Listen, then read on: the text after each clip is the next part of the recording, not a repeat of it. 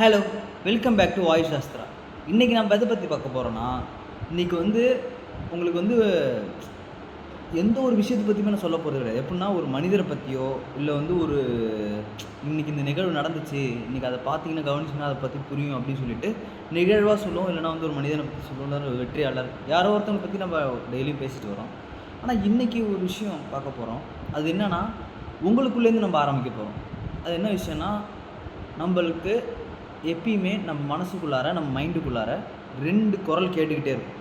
S, 2 குரல் சொன்னோன்னே நீங்கள் என்னமோ பேய் பூதம்லாம் நினச்சிக்காதீங்க. இப்போது ஒரு இடத்துக்கு போய் நம்ம வந்து ஒரு முடிவெடுக்க போகிறோம், இல்லை ஒரு விஷயம் பண்ணும்போது அதுக்கு நான் முடிவெடுக்க போகிறோம் அப்படின்னு சொல்லிட்டா நம்மக்குள்ளே யோசிக்கிறோம் பார்த்தீங்களா, அதுதான் அந்த 2 குரல். ஃபஸ்ட்டு அந்த 2 குரல் அப்படின்னு பார்த்தீங்கன்னா அது வந்து 2 கேரக்டராகவே வச்சுக்கோங்க. அது என்னென்னா அப்போ தான் உங்களால் வந்து பிரித்து பார்த்து எந்த கேரக்டரோட பேச்சு நீங்கள் கேட்கணும் அப்படின்னு சொல்லிட்டு உங்களுக்கு இந்த வீடியோவில் புரியும்.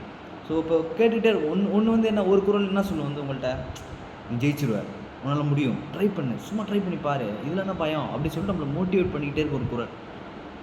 2வது குரல் அப்படியே ஆப்போசிட். என்னென்னா, உன்னால் எதுவும் பண்ண முடியாதா, ஏன் ட்ரை பண்ணுறத, ஆல்ரெடி நம்ம இதெல்லாம் ட்ரை பண்ணியிருக்கோம், இது கஷ்டம், அதெல்லாம் ட்ரை பண்ணாத, தொடாத அப்படின்னு சொல்லிட்டு ஒரு குரல் வந்து உங்களை டிமோட்டிவேட் பண்ணிகிட்டே இருக்கும். அது டிமோட்டிவேட்னு சொல்ல முடியாது, அது வந்து உங்களை அலர்ட் பண்ணும். ஸோ அலர்ட் பண்ணுறது எப்படி இருக்குன்னா, பண்ணாத அப்படின்னு சொல்லிட்டு ஒரு மாதிரி ஒதுக்குற மாதிரி இருக்கும். ஸோ இந்த 2 குரலுக்கும் டெய்லி சண்டை நடந்துக்கிட்டே இருக்கும் மைண்டுக்குள்ளார.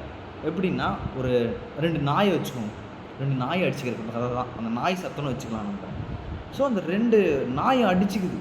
அப்போ வந்து அந்த நாய் சத்தம் ஒரு மாதிரி அது நம்ம நார்மலாக வந்து டிப்ரெஷனாக இருக்கிறோம், ஒரு கோபமாக இருக்கிறோம் அப்படின்னு சொல்லும்போது அந்த 2 நாய் சண்டை போட்டுக்கிறது தான் அர்த்தம்.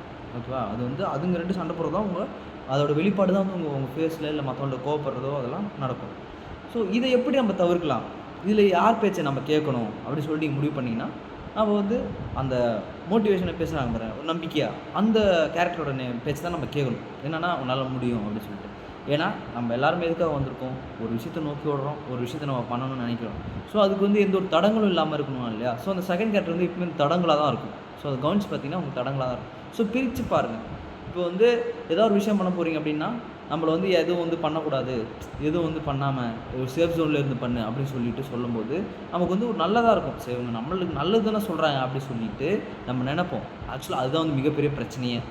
சேஃப் ஜோன்றது ஒன்று இருக்கவே கூடாது. அப்போ தான் நீங்கள் வந்து புதுசு புதுசாக ட்ரை பண்ணி போகும்போது தான் உங்களுக்கு புது புது வெற்றிகள் கிடைக்கும். ஸோ இப்போ வந்து ஒரு கதை ஒன்று இருக்குது, அந்த கதையை நான் சொல்கிறேன் உங்களுக்கு, அதிலே உங்களுக்கு புரியும் நம்ம வந்து இதை எப்படி நம்ம வந்து அப்ளை பண்ணலாம் அப்படின்னு சொல்லிட்டு. ஸோ அலாஸ்கான்னு ஒரு ஊர் இருக்குல்ல, அந்த ஒரு ஊரில் வந்து ஒரு ஆள் இருக்கார். அந்த ஆள் என்ன பண்ணுறாருன்னா, அந்த ஊரில் இருக்க எல்லாருக்குமே அவர் வந்து ரொம்ப ஃபேமஸ். எதில் ஃபேமஸ்னால், நாய் சண்டை. அப்போல்லாம் ஒரு நாய் சண்டை இருந்தது பழைய காலத்தில், 2 நாயை அடிச்சுக்க விடுவாங்க. ஸோ அந்த நாய் சண்டையில் வர்றதில் அவர் வந்து ஒரு மிகப்பெரிய ஸ்பெஷலிஸ்ட்னு வச்சுக்கோங்க. அவர் எதில் வந்து பந்தயம் கட்டுறாரோ அந்த நாய் கண்டிப்பாக ஜெயிச்சிடும், அந்த மாதிரி ஒரு ஆள். அதனால் எல்லாருக்குமே ஊரில் இருக்கிற எல்லாருமே தெரியும். ஸோ மாதத்தில் ஒரு தடவை, வாரத்தில் ஒரு தடவை அப்படின்னு சொல்லிட்டு ஒரு சண்டை வைப்பார். ஸோ அதை பார்க்குறதுக்கு ஒரு எப்படி சொல்கிறது, ஒரு கிரிக்கெட் மேட்ச், ஒரு ஃபுட்பால் மேட்ச் பார்க்குற மாதிரி ஊர் கூடி வந்து பார்ப்பாங்க. ஸோ அப்போ வந்து அவர் வந்து ஒரு 2 நாய் வளர்த்துட்டு இருந்தார். அதில் வந்து ஒரு நாய் வந்து வெள்ளை கலரு, ஒரு நாய் வந்து கருப்பு கலர். ஸோ அந்த 2 நாயோட வேலை என்னென்னா, சாப்பிட்டுட்டு நல்லா தூங்கி ரெஸ்ட் எடுத்து அப்பப்போ ப்ராக்டிஸ் பண்ணிவிட்டு அவர் எப்போ சண்டை விடுறாரோ அப்போ வந்து ஜெயிக்கணும் ஆக்சுவலாக. ஆனால் வேறு நாய்கிட்ட விடாமல் இந்த 2 நாய்களையுமே சண்டை விடுவார். இதில் ஏதாவது ஒரு நாய் ஜெயிக்கும். ஸோ அப்போ தான் அதுதான் வந்து பார்க்குற மக்களுக்கு வந்து ரொம்ப என்டர்டைன்மெண்ட்டாக இருக்கும் அப்படின்னு சொல்லிட்டு அதுவும் ரொம்ப மக்கள் ரசித்ததுனால அதை அப்படி பண்ணிட்டு இருந்தார்.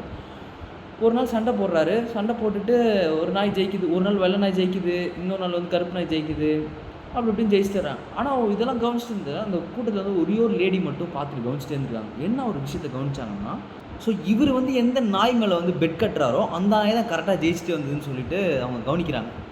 இது எப்படிறா, அது அவர் வளர்க்குற நாய் தான் 2 சண்டை போடுது, ஆனால் இவர் கரெக்டாக வெள்ளை நாய் ஜெயிக்குன்னு சொல்கிறாரு, அன்றைக்கி வெள்ளை நாய் தான் ஜெயிக்குது.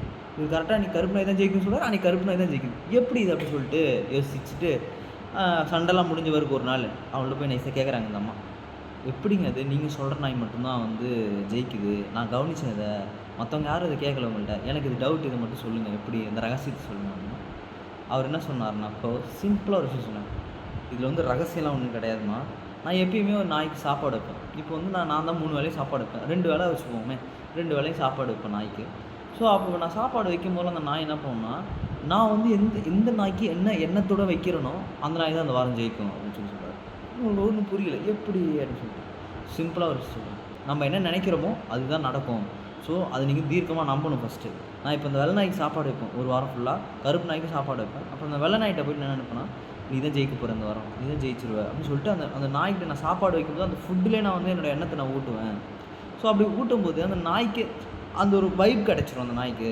ஸோ நான் எந்த நாயை நம்புகிறேனோ, அந்த நான் என்ன தாட்ஸ் அந்த நாய்க்கு விதைக்கிறேனோ அந்த நாய் தான் ஜெயிக்கும் அப்படின்னு சொல்லிட்டு சொல்கிறாரு. இவங்களுக்கு வந்து சர்ப்ரைசிங்காக இருக்குது. ஸோ நம்மளோட இன்னர் தாட்ஸுக்கு அவ்வளோ பவர் இருக்கா அப்படின்னு சொல்லி யோசிக்கிறாங்க அவங்க. அவர் சொல்கிறார், கண்டிப்பாக அவ்வளோ பெரிய பவர் இருக்குமா, நீங்கள் அதை நம்பி தான் ஆகணும் அப்படின்னு சொல்லிட்டு சொல்கிறாங்க. ஸோ அந்த லேடியும் அதுலேருந்து அந்த அப்ளை பண்ண ஆரம்பிக்கிறாங்க. அவங்க லைஃப்லேயும் இந்த இன்னர் தாட்ஸை வந்து பாசிட்டிவாக மாற்றுறாங்க. ஸோ இனிமேல் நம்ம வந்து எல்லாத்தையுமே நினைக்கணும், பண்ண முடியும்னு நினைக்கணும் அப்படின்னு சொல்லிட்டு அவங்க வந்து ஒரு முடிவெடுத்து அவங்க போகிறாங்க. ஸோ அவங்க வந்து ஒரு இடத்துல ஒரு விஷயத்த சொன்னது தான் என்னென்னா, நான் அப்படி நிலையில் மாறினேன். ஸோ இன்றைக்கி நான் வந்து எல்லாமே எனக்கு நல்லதாக நடந்துகிட்ருக்கு. என்னால் எனக்குன்னு வந்து ஒரு கெட்டது நடக்கவே கிடையாது. நடந்தாலும் நான் அதை ஒரு பாசிட்டிவான வேலை பார்க்க ஆரம்பிச்சிட்டேன் அப்படின்னு சொல்லிட்டு சொல்கிறாங்க. ஸோ இந்த கதையிலேருந்து உங்களுக்கு புரிஞ்சிருக்கும் என்னன்னா, நீங்கள் வந்து இப்படி வச்சுப்போம், நீங்கள் வந்து 2 நாய் உங்கள் தலையில் இருக்குன்னு வச்சுக்கோங்க. அந்த வெள்ளை நாய், கருப்பு நாய். நீங்கள் வந்து எந்த நாயோட பேச்சை கேட்க போகிறீங்கன்றது தான் அர்த்தம். ஸோ நீங்கள் வந்து அந்த நல்ல நாய் மீன்ஸ் அது வந்து உங்களுக்கு வந்து மோட்டிவேஷன் மட்டும்தான் மோட்டிவேட் பண்ணிகிட்டே இருக்கு, ஒரு விஷயம் பண்ணுன்னு சொல்லிட்டு அந்த நாயோட பேச்சை மட்டும் கேளுங்க, எல்லாமே கரெக்டாக நடக்கும். தேங்க்யூ.